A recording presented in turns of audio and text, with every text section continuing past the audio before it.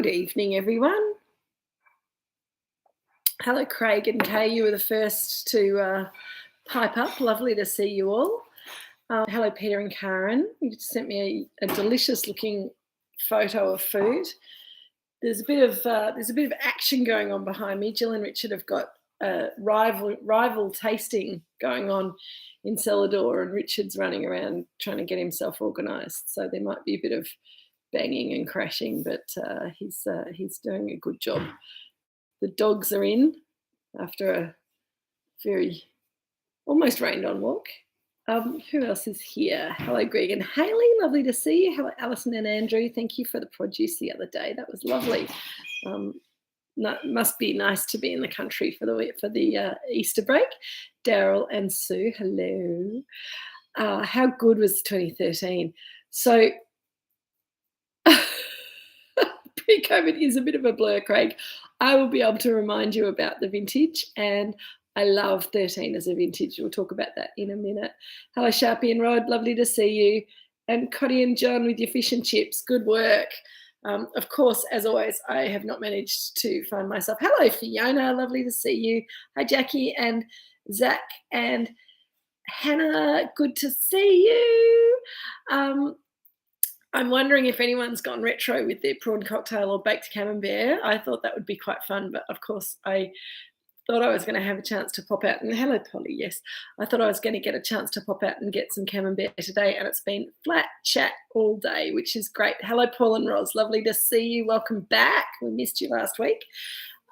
Fancy lobster rolls, Greg and Haley. How delicious. That sounds awesome. Well, I reckon we should probably crack into this wine. I've got the whole bottle to myself because Jill and Richard have got their tasting. They've got this tasting group that they meet with every 2 or 3 months, I think. Polly, shh, I'm talking. 2 or 3 months, and it's called DAP, Drink Australian Pinot. And they host it once a year, and it's coincided with us. So I said I can go home and do drinks with Kate from home, but they've opted to use the cellar door for their tasting. So we've got our normal spot, which is lovely. Okay, 2013 prawn cocktails and chicken sangers. Craig, good work. Hello, David. Lovely to see you. Robinson Chardonnay 2013 is what we're having. And Craig, I really want to know how the whole prawn cocktail goes with the wine. Polly, stop. Thank you. Prawn dumplings, beautiful. Chicken sangers, yeah, good work, Kay. I'm going to get this wine open.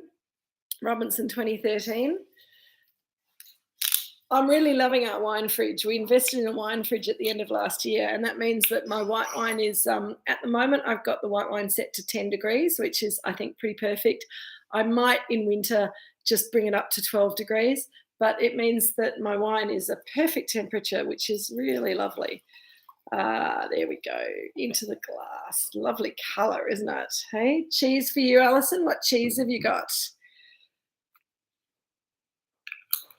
Craig, you got yours on 12? I think 12's probably. I think I need to. I had it on 10 just to play around. I think I might play around with 12 for future though. 10's quite nice when it's a warm day though. It warms up pretty quickly.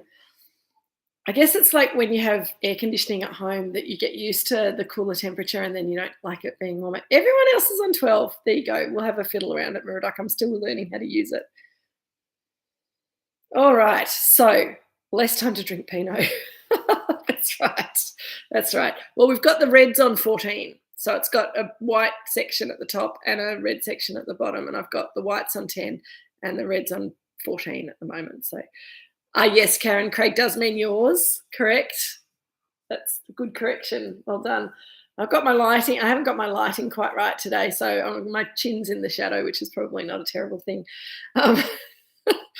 Oh dear, I don't have anyone to help me wrangle the dogs tonight, so I'm just going to have to hope that Polly settles down and has a little post-dinner nap. Peter and Karen are having blinis with sour cream, hot smoked salmon, and hot chippies. I know, it looked delicious, so good. Truffle manchego from the hosts, Comté soft French, something, all good, awesome.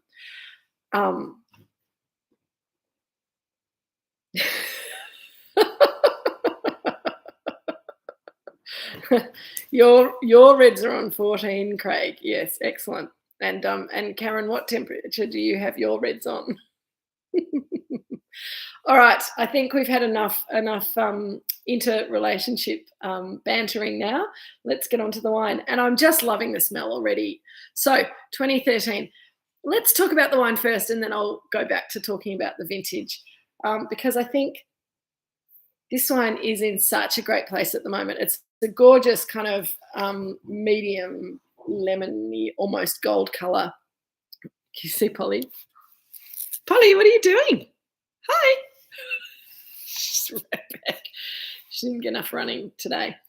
The nose is incredible, and you might have noticed that I'm stalling a little bit because I'm struggling to find quite the right words to describe the nose straight away, because there's a little bit of that lovely almost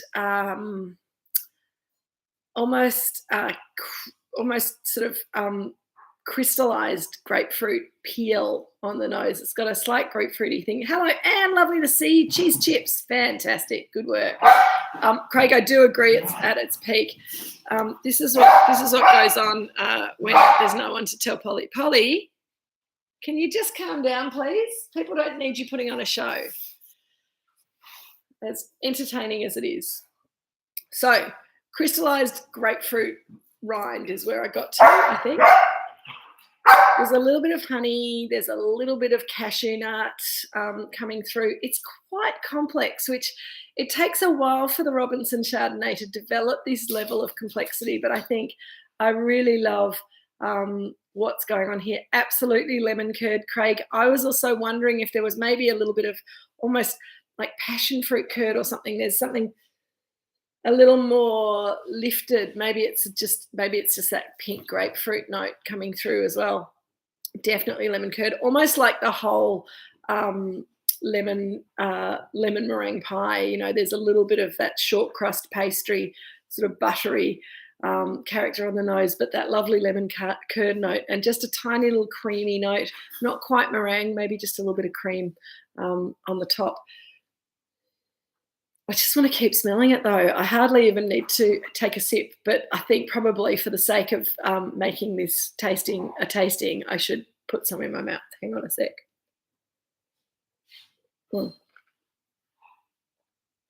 Absolutely, Nareem. I couldn't put it better myself. It is just yum. On the palate, it tastes a lot fresher and tartar than it smells. The nose is more evolved and more sort of caramelized, but on the palate, you've got this beautiful line of lemon and grapefruit juice kind of running right down the center of the tongue. There's a little bit of that honey. There's a little bit of almost a fennel note or something like that, maybe dill. Something slightly herbal. It's pretty yum. I am only drinking the wine for you, Peter and Karen. Absolutely. So fresh for its age. And I think that's one of the lovely things about these. Since 2010, I think that the Moorooduc Estate Chardonnays across the board have kept their freshness really, really beautifully. We've had a run of really nice vintages. We're picking the fruit exactly when we want to, rather than sort of saying, oh, we must pick that wine and then not being able to get pickers for a couple of days. So we're getting this beautiful acid line to the wine and wonderful pHs in the juice that just allows this wine to develop its flavour slowly but hold on to its structure. And I think that's the sort of the trick. Oh, little vinegar fly flying around.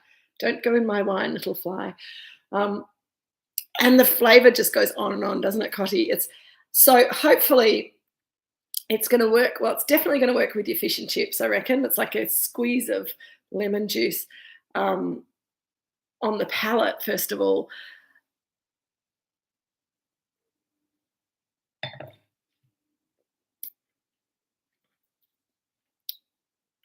I made today, so I'm playing around. One of the nice things to do during vintage is to do a little bit of baking, because we've got extra people here and they're all doing a lot of physical labour. So I can bake and then sort of feed other people and have a little taste of what I've done without eating the whole 12 buns that I made or whatever and regretting for weeks afterwards.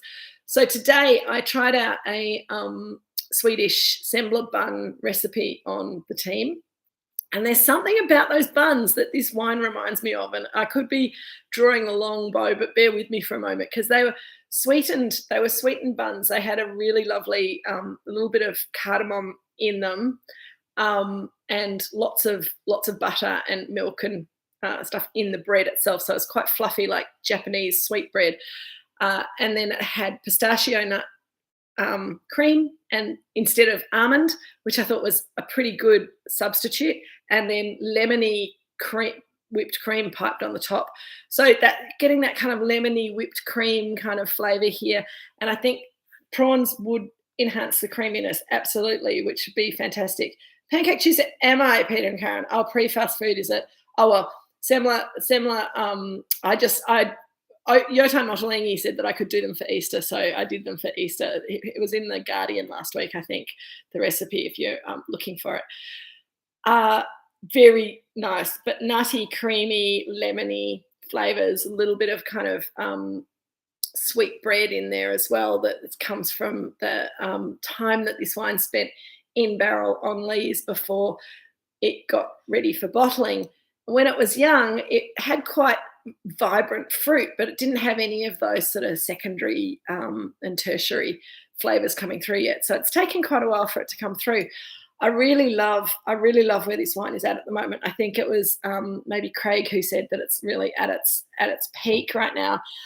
I think it is. I think it's hard to imagine that it's going to necessarily get much better, but I really don't know. I think it's so. 2013 was quite a warm year, and it's interesting that we've had a couple of pairs of vintages in the 2010s, between 2010 to 2020. What do we call those? You know, we had the noughties and we had the 90s, and then we didn't really call that decade anything. The tennies doesn't really work. The teens, the 20 teens, whatever. 12 and 13 was one of those pairs, and then 15 and 16 was another one of those pairs. And we had the first vintage was sort of cool and elegant and restrained wines, and everyone raved about the 2012 vintage because it was cool and elegant and beautiful. 20 teens, okay, thanks, Alison. 13, by contrast, was considerably warmer, and it was less evenly successful across the whole peninsula. Hello, Renee. Lovely to see you. Welcome, welcome. Hope you've got a glass of wine. So 2013 for us, it was a nice sunny year. We got good weather during flowering and fruit set, which is something that we're missing at the moment over the last few years. Really good weather during flowering and fruit set. So we got good quantities of healthy fruit that had a nice even ripening period. We got really lovely fruit ripeness flavors, but we also had beautiful tangy acid and really nice pHs, as I mentioned before. Hello, Nigel. Welcome. I think I just called you Renee again. That's all right. What causes white wine to yellow over the years? Craig, that's a very good question. Oxygen, actually. Slow oxidization will change the colour of yellow wine to brown wine.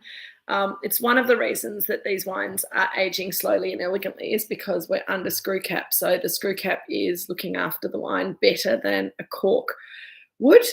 But also higher pH, lower acidity will also mean that the wine will evolve faster. Hello, Jeremy. You can weigh in on this. Craig's just asked what causes white wine to yellow over the years. I said, first and foremost, it's oxygen. And if you can keep the oxygen out, then that's going to slow the browning of the wine and the colour change of the wine quite considerably. But also, what was I saying? lost my train of thought. Oh, ripeness level. So if the wine's very ripe and sort of darker, deeper in colour when it's young, it tends to brown off a little faster, usually because the pH is a bit higher. There might be a bit less natural acidity in the wine, so the balance is different, and the wine will evolve more quickly. That's pretty much how I see it.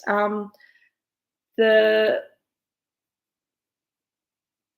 are compounds in white wine that tend to change from sort of yellow to brown at different speeds depending on how the wine's aged. And I think that the fact that this wine's was oxidatively handled as juice means that some of those compounds have oxidized and dropped out of the juice before the wine started fermenting. So we've lost those compounds in the wine, and so we don't have as much of a colour change in the Moorooduc wines because of the early juice handling methods that we use as well. So there's lots of different things that you can do to avoid wine browning as it ages, but it usually tends to take on a bit of colour with age, and that's part of the very slow oxidative aging process. And before you ask, how does that happen under screw cap when there's no oxygen in the wine? There is a tiny bit of oxygen in the wine when it gets bottled under screw cap. We have friends at the bottling line who have amazing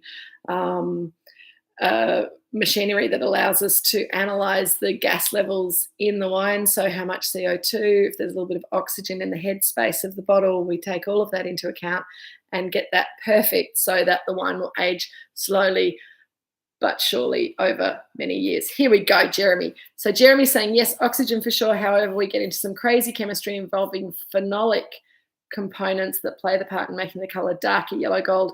Many are compounds derived from the influence, ... Watch this space. The wine does have a really fresh colour for a 10-year-old wine, Craig, and I think Jeremy's probably going to finish his long type. It's a problem when you have to type an answer, isn't it, Jeremy? And this is what I'm sort of I've noted that the wines since about 2010 have certainly had less colour change as they age, and they keep their freshness of colour really, really nicely, which is awesome. Hello, Peter. Lovely to see you. Don't normally drink Chardonnay, but this is nice and lemony, not too strong. It would have been beautiful with oysters. I'm glad you had some oysters, Peter. I think this is a fabulous oyster wine.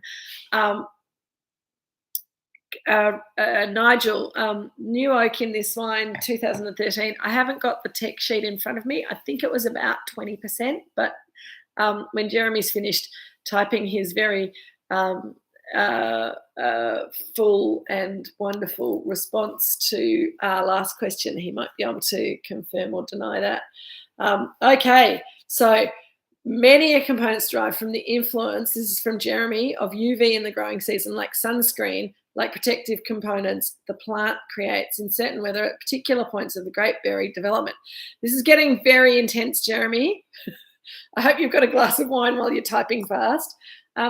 So basically, to summarise what Jeremy's saying, it's got a lot to do with how much sunshine has hit the grapes, how the grapes have reacted to that, all of those kind of things. Craig, I used to panic when my Chardies hit 5 years old. Things have changed, absolutely. Greg and Haley here's writing us a dissertation as we deserve, and I think that you'll find that wines that are grown in hotter climates that maybe ripen faster but have less time out in the sun will tend to be yellower than wines that maybe have longer sun exposure but at cooler temperatures. And the grapes are able to protect themselves a little better from the UV rays over that time. I have a feeling that that's probably the case. And if you think about a lot of Chardonnays from warmer climates, so Pinot Noir Chardonnay, for example, these days still is usually quite yellow in colour as compared to the colour of this wine, even when it's young. and develops more colour very quickly as it ages too. And have a sip of wine while Jeremy continues to type. And I think you're right, Alison, it will be fun to try the others. And I'm really glad. It's always kind of quite difficult to decide what to do with you guys every year, because we've pretty much tasted all the wines in the cellar now. So it's how we kind of rearrange them so that we can taste them in a different way. And Jeremy's found ChatGPT. Thank you, ChatGPT. Thank you, Craig. So Jeremy summarised. 13 was sunny from the beginning. Made some sunscreen stuff. Helped when we got lots of sun in January and February. So yeah, yeah, lots of sun, lots of sunscreen coating that the grapes have produced for themselves, and that's meant that we've ended up with a wine that isn't particularly deep in colour even now. Cotty, some winemakers do, well, they tend to deliberately, so yes, some winemakers do deliberately oxidise wine. They age it oxidatively.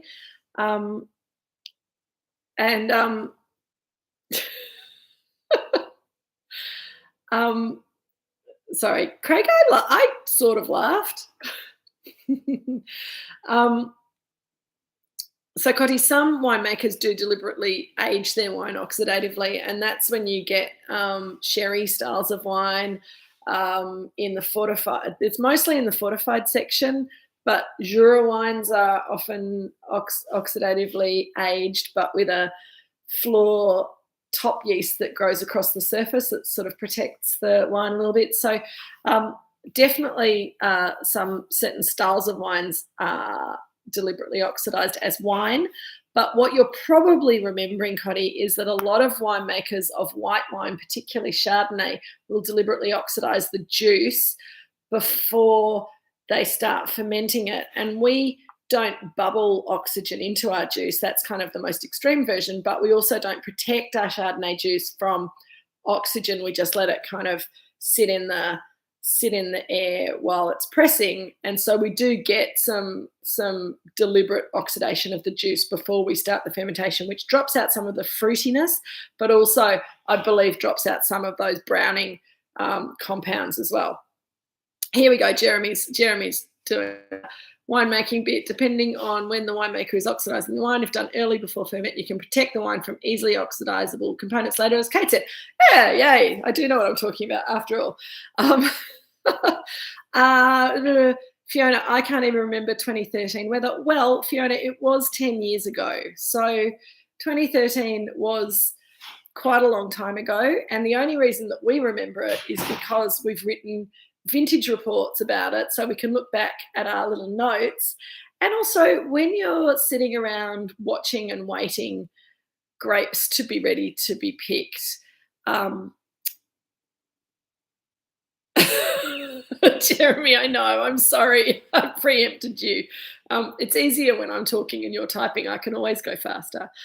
But yeah, winemakers, Richard and Jeremy have much better memory of each vintage's weather because they spend all of that time prior to vintage watching the weather and watching the vines.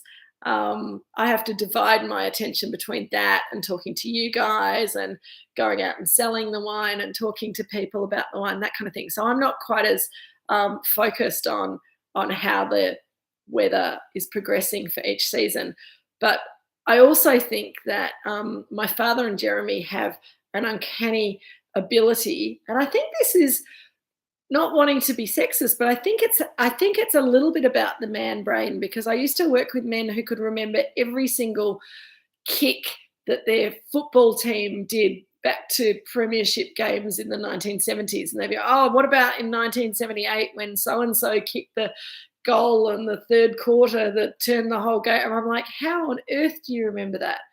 So I think that there are things that if it's important enough for you to remember and you've got the sort of brain that kind of retains those things, then there's this kind of this ability to collate information about different vintages. I have to look back at the vintage reports and I have to check with Richard or Jeremy, but I do remember because 12 and 13 are such a nice pair, and we're going to look at some 12s later on in a future box. But 12 and 13 are such an interesting pair. The 13s were much riper and richer when the fruit came in and the wine was made. But as a pair of wines, they're a really lovely couple of vintages to look at because they're both delicious, but for very different reasons. So I can kind of remember how the different wines express themselves from different vintages, but I couldn't tell you word for word without checking my notes how that season played out week on week, month on month as the grapes were ripening. Whereas Dad and Jeremy are pretty good at that. I asked Jeremy to write my vintage reports for exactly that reason, because he has a much better memory of the story of the vintage than I do. Now, have I missed any questions? Oh, yes. King Valley Wines Light, Hunter Valley Wines Yellow. Yeah, that's right, Paul and Roz. That's exactly right. David, you're still drinking some 2010 Yarra Chardonnays. 28s were done more than 5 years ago. So 2008 Chardonnay, we had our 2008 McIntyre Chardonnay fairly recently, and that wine is looking really good. So I think depending on who the producer is and where you were, Yarra Valley, a lot of people think that Mornington Peninsula and Yarra Valley are very similar climates, and they're quite different. It's not that far apart. You can drive between us in a bit less than an hour. Jill and Richard's guests are arriving and ringing the doorbell, and I'm not sure where my parents are to show them where to go, but I may have to break off in a minute to ask them to go. Polly, shush. Shush. Shh. Shush. Oh no, they've gone.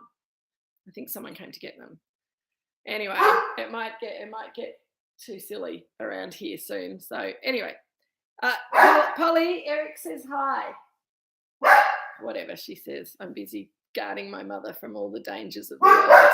Fro, Polly, sit down. Good dogs. Anyway, how is it? Buddha is wondering what Polly's going on. I know, Craig, she's being silly. Someone did ring the doorbell, and I did say to Mum and Dad, I said to Dad actually, which is probably the mistake, you need to make sure that you catch your guests before they come to the front door, because I'll be on my very important call with my people and I won't be able to look after them. But anyway, I've been abandoned, so hopefully that'll be the last interruption for tonight. Hopefully the dogs haven't set too many of your dogs off barking. How's the wine developing? And what I didn't want to ask was, Craig, you said that the prawns, Karen said that the prawns made the wine taste more creamy. How about do you have rosemary sauce on your, have you gone the whole hog with the old-fashioned prawn cocktail? Because I'd be very interested to know how the prawns with the sauce works with this wine, because I think that could be pretty delicious, even though it's quite a tangy sauce that you have on the prawns. Anyway, report back if you've got anything to tell. Kay used to live in the Yarra Valley. The wines there are very different. I do like to visit that Thousand Island dressing, Craig. Oh, nice. That's a bit sort of less tangy and a bit creamier than a rosemary sauce, isn't it? I think rosemary is just mayonnaise and commercial tomato sauce, if I remember correctly. So, yes, I was talking about the difference between the Yarra Valley and the Mornington Peninsula. Even though it's kind of less than an hour to drive between the two, or maybe just a little bit more than an hour, depending on the traffic, Yarra Valley is so much more continental than the Mornington Peninsula. You know, we're out on this little spit of land in the middle of 3 bodies of very cold water, which has a lot to do with modifying the climate here. In the Yarra Valley, they achieve coolness by going up into the hills.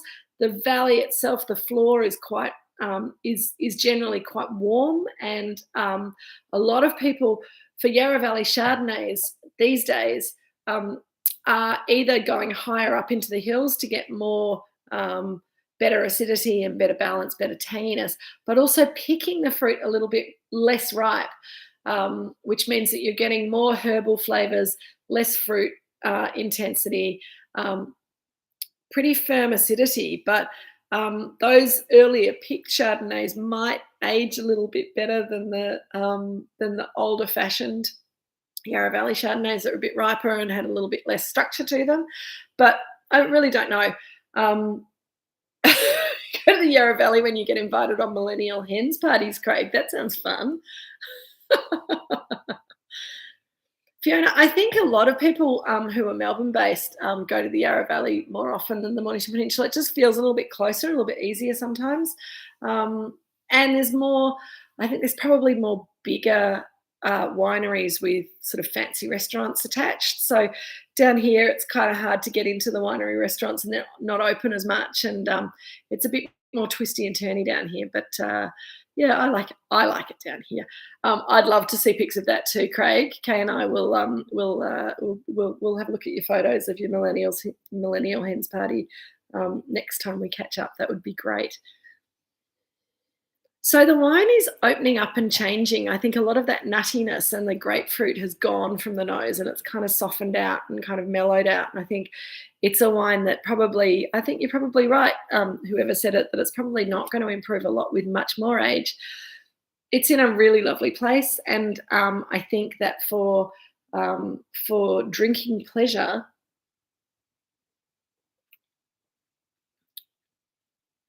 yeah, I think actually the palate is opening up more. So maybe it does still have a bit of a way to go, because sometimes when the nose and the palate's not quite in sync in a wine, it often suggests to me that the wine's not quite found its balance, so maybe needs a little bit more time. So for me, the nose at the beginning was more developed, had more complexity, had more evolution on it, and then the palate was very fresh and tangy and citrusy.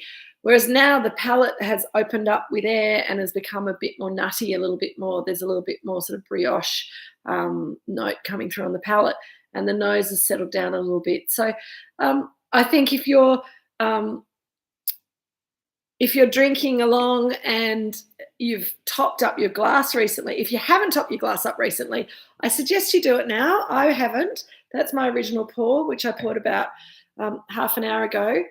And if you don't have to put a lot more in the top. It's just freshen it. We call that freshening the glass. And it sounds a little bit pretentious, but really what it does is it gives you a bit of wine that hasn't had as much oxygen, has probably not warmed up as much as the wine in your glass. And it takes you back a few steps it takes me back to those buns again. It's got a lot more pastry, kind of creamy lemon curd kind of notes on the nose again now that I've poured a little bit more in my glass. And the little aniseed notes have come back again, which I think is really lovely. So 2013, a fantastic vintage for us to spend some time with.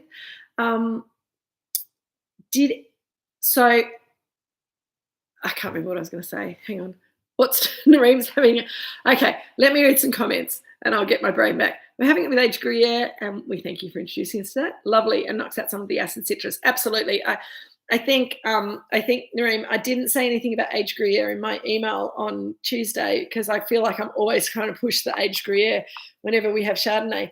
I do think that it is such a fabulous match, aged Chardonnay, good quality aged Chardonnay with aged Gruyere, particularly when the Gruyere's got those little crunchy bits of salt in it. It's really, and it's got that nuttiness from maturation. It's a really lovely match to the wine, and you kind of don't need anything else. That said, I think that the prawns would have been awesome. Oysters would have been brilliant, although as the wine kind of opens up, it probably moves away from being an oyster wine more and more into being sort of a slightly richer flavoured food wine. I did forget, I was supposed to say hello to you all from Andrew and Shell. They're driving to Canberra tonight, so they didn't think they could catch up, but they're going to enjoy their Robinson Chardonnay next week instead. So hopefully they'll watch this back and they'll know that we've said hi and that we're all missing them. And yeah, it's, I feel like part of the family's gone missing. Alison baked cheesecake. I think that's a lovely description for this wine. And Yeah, Jackie, I'm not sure if you heard me say before, but I also find lemon meringue pie. I think it's got that really lovely kind of combination of tangy citrus and buttery pastry kind of notes. It's really beautiful. Um, we are in the process of trying to revamp our little wine club offerings on the website. So if you have got your wine club membership up to date and you've got your sign in and everything like that, you'll know that there's some of these older wines that are available for wine club members only. If you haven't done that yet, then Leonie is going to be getting in contact with people over the next few months, because we've got quite a big list, to try and get people signed in properly for things, and so that you can get access to that back of house offers for wine club folk. All of these back vintage wines will eventually be on that site. They're not at the moment, but over the next 4 weeks, when we're looking at the 2013 wines, we've got the Robinson Pinot Noir next week, I think, and then we've got the Duck Chardonnay the following week, and then we've got that lovely little 2013 Pinot Gris on week 4. And Peter and Karen, we're really going to miss you, but that's okay. You will have a wonderful trip, and you know, if you manage to smuggle a bottle in your bag with you, then might be quite fun for you to do drinks with Kate while you're away. But have a lovely trip, and we will see you when you get back, and we look forward to hearing all your tales. Another little bit of information is that I'm also planning for us to do a live Drinks with Kate tasting. I know I've kind of talked about that for a while, but this year I'm really hoping that we'll be able to get it done, second half of the year. Oh, Jeff, you're there. Welcome.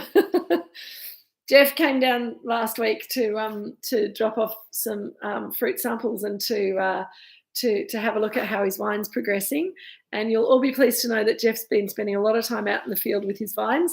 I think, Jeff, you need to get a hat, though. A bit worried about your beautiful skin getting overexposed to the sunshine. Your skin can't make quite as good sunscreen as the Chardonnay grapes are able to. Who else? No hens parties at Yarra Valley, Craig. Oh, well, that's right. Exactly. But I'm going to, now that Jeff's here, Jeff who exactly? You remember Jeff, Craig? We used to know someone called Jeff, but no, anyway. One of these days, maybe we'll be yes, Paul and Roz. I think I can pretty much guarantee that the live tasting will be post July, because I'm also there's a little fly bugging me today. I will be yes, Kay, exactly. I will be traveling as well in late May and through June, so I would say the live tasting will be after July. Probably September, maybe. Anyway, more on that soon. We do have a Pinot Gris lunch coming up on the 30th of April. You might have seen the mail out yesterday. So if you drinks with Jeff. Yes, if you didn't see that email and you are interested, then send me a message. You all know my email address, Kate@Moorooduc Estate. Shush, Polly, I'm trying to give people my email address, kate@moorooducestate.com.au. And I'll send you the details for the Pinot Gris lunch on the 30th of April. It's a Sunday. It's going to be awesome. The menu looks amazing. But I'm going to go because these dogs are getting very silly and barky. And I am... yes, Nareem, I saw you guys. You guys are booked in. That's fantastic. We've still got a few spots, so yes, don't be shy, guys. Love to see you here. Next week we're doing the Robinson Pinot 2013. It's going to be really interesting because in the early days, I think I probably slightly preferred the Chardonnays from 13 to the Pinot Noirs, but I think maybe my little I think that the Pinots need a little bit of time to come round for me. Hello, Michael. How lovely to see you. Glad you're enjoying the wine. I think we're going to have to do something maybe a little ducky perhaps next week. Oh, Jeff, you've got the Chardonnay. I'm so glad. It is gorgeous Chardonnay. We're conning Jane into coming down for Drinks with Kate Live. Absolutely, Craig. We'll work on that very quickly for you. That would be amazing. It would be so good to have you here, Joan. I'm going to love you all and leave you. I'm going to find you a fabulous recipe for next week. Of course, you know that you can always fall back on some Peking duck, which will be ace. It's going to be cold and wet down here, but yes, Jackie, happy Easter. You're going camping in the freezing weather. Oh, my goodness. Drinks with Kate hoodies will be perfect for camping.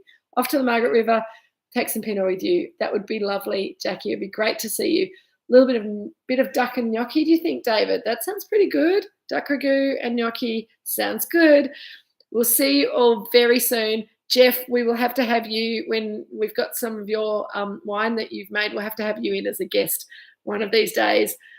Drinks, don't even start, Craig. That is just too tempting. You're very naughty.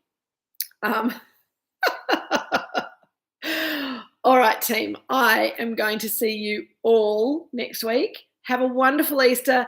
Don't eat too many hot cross buns or chocolate Easter eggs this weekend. If Easter's not your thing, just have a lovely weekend. And we'll see you all again next week on the flip side. See you later, guys, and enjoy. And do make the most of those lovely Drinks with Kate hoodies in this colder weather. Cheers, everyone.